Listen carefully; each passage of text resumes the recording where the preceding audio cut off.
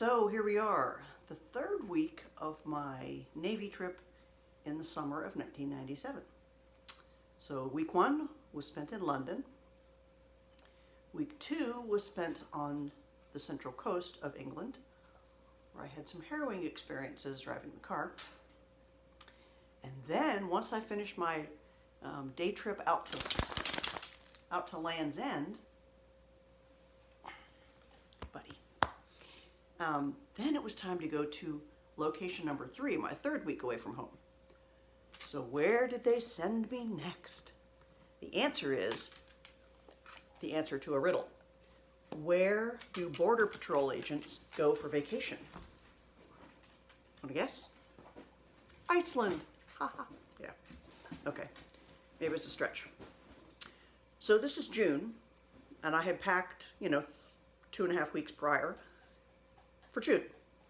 I did great in England. The weather was lovely. I had a great time. I got off the plane in Reykjavik, Iceland, and I was freezing. I don't know why I was thinking that Iceland would be milder. I mean, I guess it was maybe in the low 40s, but it was super windy. So like little kids were actually getting blown across the parking lot. It was so windy. And they said in the wintertime it was really funny because when everything was icy, you literally had to tether your children to you when you went from the car to the store, or else they would just kind of disappear. Some of you might think that's not a bad thing, but anyways. So after about a day or so of freezing like crazy, I went to the base exchange and got this lovely Icelandic wool jacket. So I thought I would wear it for this video. So what is there to do in Iceland, you might ask? Well, I'm glad you asked. It's kind of like, so the only population is really around the perimeter of the island. Reykjavik's down on the southern end. And again, I'm with the Family Service Center. So I kind of get adopted by somebody, one of the workers there every place I go. So this lady who adopted me, she was a single mom, had a little girl, and they took me on a day trip. Well, they took me out twice. So I got to go a little further inland from, where the hubbub of the city was. Everything there's super expensive too, by the way. We went to a Dairy Queen, of all places, owned by the government. I don't know why. But I think a small vanilla cone at the Dairy Queen in Reykjavik was like, I don't know, $5 or something. It was ridiculous. So I read somewhere that Iceland, their stuff is like number 3 in the world for the most expensive place to live. Whatever. So I got my 5. I didn't buy it. I just went out of fun. So I saw a couple of beautiful, beautiful church, cathedral in downtown Reykjavik. And then she took me inland to a place called the Blue Lagoon. Now, you may have heard of this. I had never heard of it. Of course, this is 1997, so there wasn't a whole lot of, I don't even think Google existed then.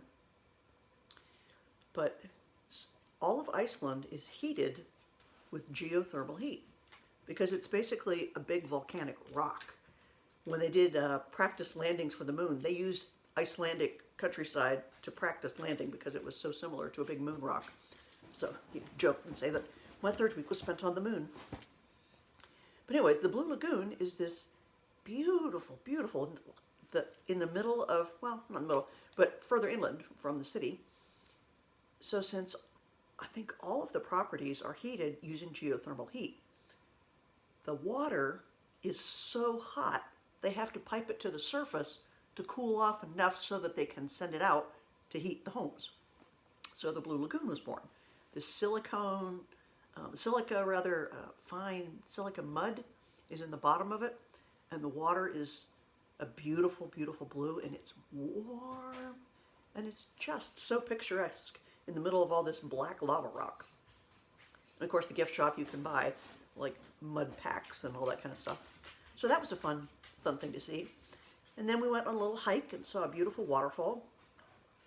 But I think one of the funniest things that we saw, we're just driving along the road and she just pulls over. Like, okay, come on, let's go see this. And I'm looking around and I don't see anybody. I don't see anything. It just looks like the rest of the island, a bunch of volcanic rock.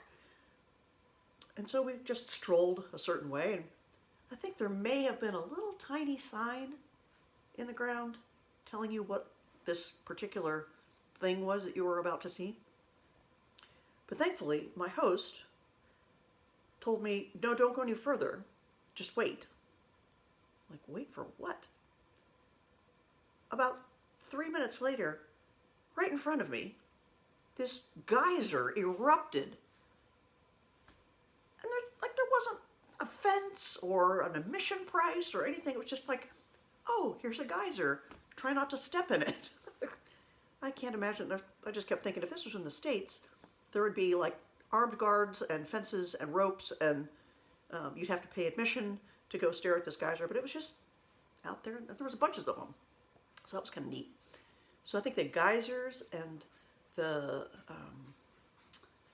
the horrible sulfur smelling, like where the lava would come up in different places, and that was just, it smelled like rotten eggs. It was kind of nasty. It was interesting to see, but it's super warm. So the Blue Lagoon and the $5 ice cream cone and the cathedral and the waterfalls. Yeah, Iceland's actually kind of a neat place to visit. And as I was doing some research on it, because it's been obviously a long time since I was there, I did not know that we no longer have a base there. But when I was there was a naval air station at Reykjavik. So that's where I spent the week training. And after that week, I finally got to fly home. So I had 3 weeks of travel, and then I finally got to go home and go through my mail and pay my bills, and that was a really good trip. So I hope you enjoyed my little 3-day excursion and my video challenge here, and I hope you have a great rest of your day. Take care, and God bless.